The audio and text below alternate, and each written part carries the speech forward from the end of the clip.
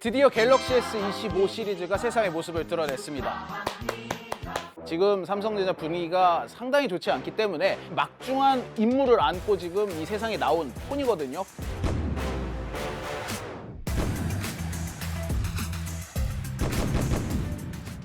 자, 그런데 특히 눈에 띄는 변화가 있습니다. 바로 이 안에 내부 장기를 싹 갈아치웠다는 거예요. 삼성 반도체 칩이 하나도 들어가지 않은 껍데기만 삼성인 삼성의 갤럭시가 나왔다라는 얘기입니다. 왜 삼성 핸드폰은 삼성 반도체를 버렸는지, 도대체 이재용 회장은 어디에서 뭘 하고 있는지, 이런 부분에 대해서 제가 좀 취재를 해서 오늘 가져왔습니다. 자기 회사 삼성전자 DS 부분의 제품들을 신뢰하지 못하겠다는 얘기잖아요. 스스로도 믿지 못하는 제품을 다른 고객들이 신뢰할 수 있을까?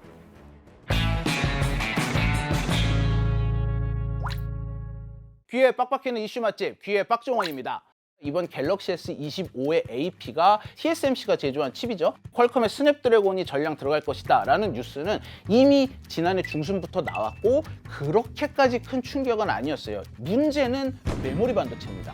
메모리 반도체만큼은 전 세계 최강이 삼성이다 라는 이미지가 굉장히 강했었어요.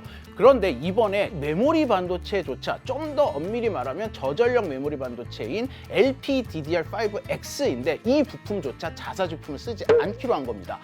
삼성 핸드폰에 삼성 메모리 반도체가 들어가지 않는 건 아마 삼성 핸드폰 역사상 처음 있는 일일 거예요. 애플도 자사 외에 다른 반도체를 쓰고 있잖아요. 그게 뭐 크게 문제가 될 일인가요? 그래서 사실 애플의 비즈니스 모델은 그렇기 때문에 상관이 없어요. 애플은 이 AP 칩만 하더라도 설계만 하고 제조는 TSMC에다 맡기고 메모리는 원래 딴 데서 다 사다 썼어요. 그런데 삼성전자는 굉장히 전 세계에서 유례를 찾기 힘든 종합 전자 회사입니다. 반도체부터 이 반도체를 활용한 완제품까지 알파부터 Z까지 모든 걸 다 하는 제조회사니까 아주 작은 부품 하나까지도 자기네가 자급자족을 하려는 비즈니스 모델이 굉장히 강했던 회사예요. 근데 삼성이 파운드리를 하다 보니까 자기네 AP조차도 자기네가 직접 만들었어요. 그런데 솔직히 소비자들이 선호하는 AP는 퀄컴의 스냅드래곤이고 소비자들이 조금 비선호하는 건 삼성이 자체 제작한 엑시노스다라고 놓고 봤을 때 삼성이 못난 형이지만 우리가 버릴 수는 없어서 우리가 이 식구가 폰고 가야 돼. 이러다 보니까 아무래도 안 되겠는데 할 땐 또 스냅드래곤을 넣었다가 엑시노스가 그래도 조금 퀄컴하고 좀 비빌 수 있다 싶을 때는 한국에서 파는 제품에 엑시노스를 넣었다가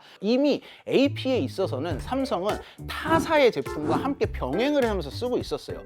하지만 메모리만큼은 삼성 걸 안 쓸 거라는 상상조차 못했는데 그 일이 벌어진 거죠. 그도 그럴 것이 정확히 말하자면 삼성 반도체가 2차 벤더로 좀 전락을 했다라는 뜻입니다. 무슨 소리냐? 공급이 원활하지 않을 때 임시로 투입을 하는 뭐 이런 용도로 쓰이는 거다 보니까 어느 나라에서 삼성의 갤럭시를 사더라도 지금 여러분께서 구매하시는 이 핸드폰 안에는 당장은 삼성의 반도체 칩이 들어가 있지 않다라는 얘기가 되는 겁니다.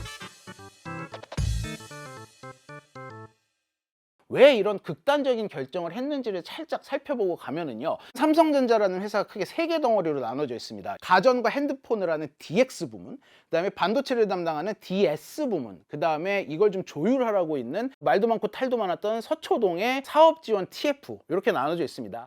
사실 지금 삼성전자 힘들다 하는데 주로 반도체 얘기 나오잖아요. 이 휴대폰 부문은 반도체에 비하면 아직 그렇게까지 최악은 아니에요. 하지만 상황이 썩 그렇다고 좋지도 않습니다. 전 세계 글로벌 스마트폰 시장의 점유율을 보면 아직까지 갤럭시가 1위입니다. 1위인데 점유율을 몇 퍼센트 하고 있는가 수치를 보면 2022년부터 계속 줄어들고 있어요. $500 이상 프리미엄 폰, 고가 폰으로 넘어가 보면 좀 더 상황이 심각해요. 사실 핸드폰을 팔아가지고 큰 고부가 가치를 내는 데는 $500 이상의 프리미엄 폰 시장이 주요합니다. 이 시장만 놓고 보면 삼성과 아이폰 어마어마하게 차이가 많이 납니다. 아이폰이 삼성 갤럭시의 3배가 넘어요. 이 삼성의 갤럭시를 많이 쓰는 나라들이 어딘지를 좀 알아보면 더 확연하게 드러납니다. 한국을 제외하고는 갤럭시를 제일 많이 쓰는 나라는 소말리아였어요. 주로 중동과 아프리카 국가들인데 한 개에 $100도 하지 않는 초저가 갤럭시를 쓰는 사람들이 워낙 많고, 반면 애플 같은 경우는 일본, 호주, 스위스, 영국, 대만 잘 사는 나라의 핸드폰 시장은 거의 대부분 50% 이상이 애플입니다. 점유율은 삼성이 조금 앞선다고 하더라도 남는 게 별로 없는 장사를 하고 있다, 이런 얘기가 되겠죠. 게다가 삼성이 지금 프리미엄 시장 폰에서 약한 걸 폴드와 이 플립으로, 이 접히는 폰으로 어떻게 좀 해보려고 했는데, 이게 6세대 6가 나왔을 때부터 굉장히 판매가 부진하거든요. 즉 삼성이 생각했던 것보다 중국이 훨씬 이 시장을 빨리 따라오면서 펴보지도 못하고 지고 있다라는 평가가 나옵니다. 이번 S25에 사활을 걸 수밖에 없는 거고, MX 사업부 노태문 사장은 최고의 폰을 만들어야 된다라는 분명히 압박을 느꼈을 거예요. 이러다 보니까 이 풍문입니다. 들리는 풍문인데, 삼성 반도체 부문이 이 핸드폰 부문에다가 성능이 약간 마이크론보다 떨어짐에도 불구하고 가격을 좀 비싸게 불렀다고 해요. 이랬더니 노태문 사장이 노발대발하면서 이 DS를 찾아가서 한바탕 했다라는 풍문이 들리고 있습니다. 이러다 보니까 노태문 사장이 갤럭시를 지키는 가디언 오브 갤럭시다, 뭐 이런 얘기가 나오는데, 이게 웃을 수만은 없는 상황인 겁니다. 하지만 사실 건가요? 요번에 삼성 갤럭시 S25에 들어가는 스냅드래곤 칩은 정말 대단한 명물이라고 합니다. 칩 잘 설계하기로 소문난 애플의 A 시리즈보다도 훨씬 낫다라는 평가가 나오고 있어요. 메모리도 최적의 가성비 찾기 위해 마이크론 거를 눈물을 머금고 갖다 썼잖아요. 자, 이렇게 칩이 좋은 게 들어가는데 사실 거예요? 이렇게 좋은 칩이 다 들어갔는데 이 안에 무슨 칩이 들어갔느냐는 소비자들은 몰라요. 안에 무슨 칩 들어갔나 보고 이번에는 갤럭시로 갈아타야지, 이런 사람 거의 없습니다. 갤럭시 S25의 판매량을 갑자기 눈에 띄게 비약적으로 늘려줄 것이냐라고 놓고 봤을 때는 갸우뚱한 거죠. 제가 볼 때는 하드웨어 성능은 이미 2019년, 20년을 넘어선 후부터는 고객의 구매를 결정할 수 있는 가장 핵심 그 아이템은 아닌 거였어요. 이제 그 시대는 지났어요. 휴대폰은. 하드웨어 따로, 소프트웨어 따로, 네트워크 딱 분리된 거에서 삼성전자의 킥이 뭐냐? 없다라는 거죠.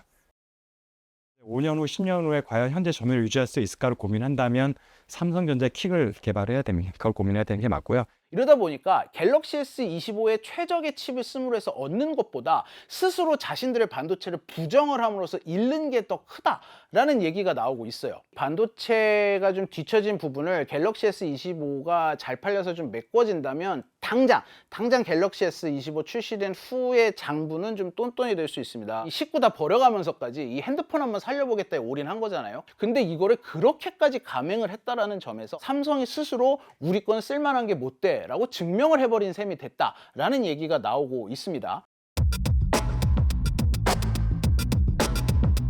이번에 삼성이 마이크론 거를 채택을 한 LPDDR5X 같은 경우가 5세대 공정인데, 5세대 공정부터 삼성이 굉장히 삐끗하기 시작을 했어요. 마이크론 제품에 비해서 발열도 많고 전성비도 떨어진다. 근데 이 문제가 좀처럼 잡히지 않고 있는 모습이 계속 지적이 됐거든요. 그럼에도 불구하고 삼성이 삼성 거를 버릴 정도냐에는 아무도 그렇게까지 생각을 하지 않았단 말이죠. 삼성이 잘하고 있는지 지켜보고 있던 수많은 벤더사들이 삼성 스스로가 자기네 칩을 쓰지 않는 모습을 보면서 신뢰가 얼마나 깨졌겠습니까? 이 신뢰가 회복이 될 수 있을까라는 우려까지 나오고 있는 상황이에요. 지금 삼성의 이 전자의 실적만 봐도 이게 얼마나 큰일인지 알 수 있습니다. 3분기 때 삼성전자의 영업이익 반도체만 놓고 보면 3조 8,600억 원이었어요. 근데 이때 반도체만 만드는 SK하이닉스가 7조 300억 원이 나와서 SK하이닉스가 2배가 넘었어요. 근데 4분기 실적 발표된 거 봤더니 그냥 아예 삼성전자의 모든 부문을 다 합친 영업이익을 뛰어넘었어요.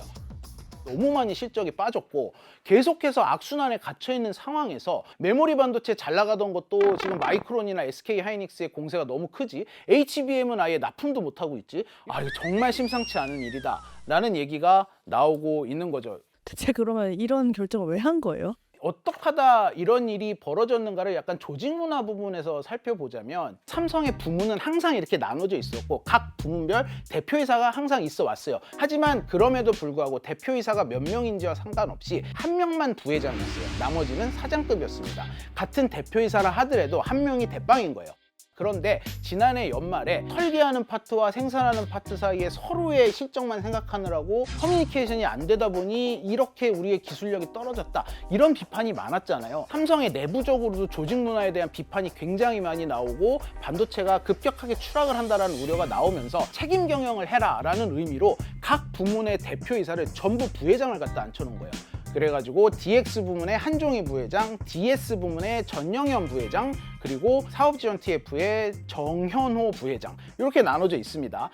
이랬더니 무슨 일이 벌어졌느냐? 이번 일 같은 일이 벌어진 겁니다. 부서 간 시너지를 최대한 극도로 끌어올려라 라고 이렇게 인사를 냈는데 부문 간 완전히 별개의 회사처럼 움직이는 부작용이 나타나 버린 거죠. 설마 같은 삼성전자의 MX 부문이 우리한테 그렇게 하드하게 할까라고는 아마 생각 못했을 거라고. 뒤통수를 맞았다는 표현이 조금 더 맞지 않을까, 심리적으로는. 우열가릴 수 없는 두 명의 부회장이 각각 책임 경영을 하다 보니까 다음번에 계약 만료가 될 때를 생각한다면 결국엔 본인이 책임지고 있는 부문의 실적을 우선적으로 할 수밖에 없다. 이렇게 되면은 양쪽 부문의 이해관계가 걸리지 않도록 두 부회장을 동시에 컨트롤할 수 있는 사람이 상위에 있어야 되잖아요. 지금은 존재하지가 않죠. 사실은 애플도 휴대폰 사업부에 부품을 해주는 부서들이 다 있을 건데 최종 제품에 대해서 CEO가 확실하게 힘을 실어주고 있고 이런 불협화음이 있지는 않잖아요. 화이도 보면 일부는 자급자족, 일부는 또 사서 쓸 거거든요. 내부 잡음이 있었다 이런 얘기는 한 번도 들어본 적이 없잖아요. 부서 간 칸막이가 더 높아지고 공고해졌다고 보고 있어서 MX 부문과 DS 부문을 분할할 생각이 아니라면 두 부문장 간의 역할에 대해서 지금 어떻게든지 빨리 교통정리가 좀 돼야 되지 않을까라는 부분이 좀 아쉬움이 있습니다. 갤럭시에 삼성 반도체를 쓰지 않겠다라는 게 회장한테 결제가 올라가지 않나요? 이걸 모를 수가 없을 텐데. 이러다 보니까 이재용 회장 어디 갔냐라는 얘기가 나오는 거예요. 사실 이재용 회장은 지금 사법 리스크가 아직 걸려 있어요. 아직 끝나지 않았습니다. 그래서 이재용 회장이 굉장히 적극적으로 나서는 걸 부담스러워하는 것도 사실이에요. 문제는 이재용 회장이 그렇다고 완전히 물러나 있는 것도 아니에요. 근데 회장 취임을 해놓고 지금 이런 사태가 벌어졌는데 전혀 조율을 못했다? 그러니까 이건 분명히 정상이 아니다. 전문 경영인 체제의 단점과 오너 세습 경영의 단점만 갖다 모아놓은 현상이 삼성전자에서 벌어지고 있어요. 이게 문제는 삼성에만 영향을 미친다는 게 아니에요. 우리나라 전체 무역 수지에도 영향을 미친다라고밖에 볼 수가 없습니다. 우리나라 무역 교역 상대 1위가 어딘지 아세요? 중국, 중국. 2위가 어딘지 아세요? 미국, 3위가 어디게요? 베트남? 어떻게 알아요? 베트남은 교역량 자체도 계속 3위 안에 드는 우리나라 무역의 최대 파트너이고 흑자도 굉장히 많이 내고 있어요. 그런데 베트남에 뭘 팔아가지고 이렇게 많이 우리가 이익을 낼까? 반도체입니다. 놀랍게도 반도체예요. 근데 베트남에 반도체를 쓸 만한 무슨 IT 기업들이 없으니까요. 근데 무엇이냐면 삼성전자 스마트폰 공장이 있어요. 삼성전자 자체 수요가 상당히 많았다는 얘기인 거예요. 반도체 수출 중에. 그런데 이제 베트남으로 가는 삼성전자의 DRAM이나 AP가 확 줄어드는 거죠. 국가 경제, 특히 수출 쪽에서 보면은 반도체 수출이 감소하는 효과가 나타날 수 있다는 게 제가 입장에서 조금 우려하는 포인트이기도 합니다. 반도체 기술력이 떨어진데 그걸 억지로 쓰게 해도 문제 아닌가요? 결국 근원 경쟁력을 빨리 되찾는 것만이 이 문제를 말끔하게 해소할 수 있는 근본 해결책이다. 그런데 거기까지 가기에 좀 시간이 걸릴 것 같으니 지금 당장 할 수 있는 컨트롤 타워와 어떤 조직 문화 재정비가 시급하다라는 말씀을 드립니다. 아무리 지금 잘 나가고 엄청 탑 클래스 회사를 하더라도 위기가 없었던 회사는 없어요. 겪으면서 그걸 살아남을 수 있는 게 저력이고 체력이라고 할 수 있는 거죠. 삼성전자가 현재 위기를 잘 해결하면 저는 아직도 희망은 좀 있다고 생각합니다. 네, 이재용 회장은 진짜 어디서 뭐 하고 있는 건가요? 잠깐만요. 뭐 하고 있을 텐데. 기사 찾아보고 나올 거예요. 잘 모르겠어요. 어디 계신지. 연락 주십시오. 어디 계신지.